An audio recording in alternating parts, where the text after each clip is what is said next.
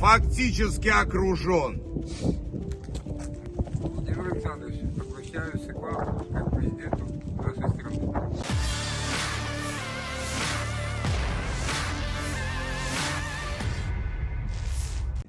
Komandan Tentara Bayaran Rusia Yevgeny Prigozhin pada sebuah video yang ramai beredar di Telegram menyampaikan informasi penting.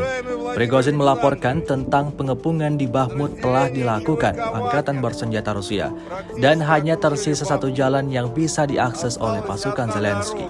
Hal itu tentu akan semakin mempersulit aksi penyerangan tentara Ukraina.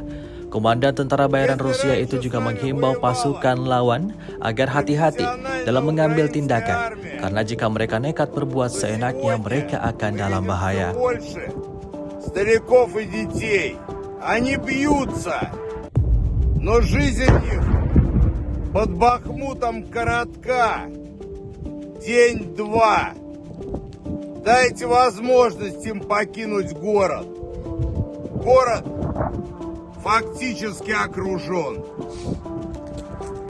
Владимир Александрович, обращаюсь к вам, как к президенту нашей страны. Дайте возможность, пожалуйста, вернуться нам домой, нашим семьям, не оставьте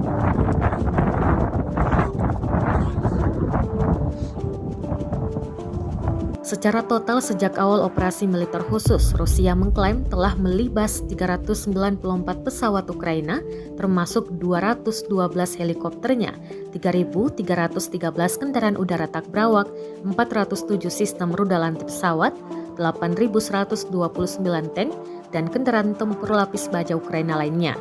Hingga 3 Maret 2023, Ukraina juga mengklaim Rusia kehilangan lagi 765 pasukannya, sehingga total 151.370 pasukan Kremlin dieliminir.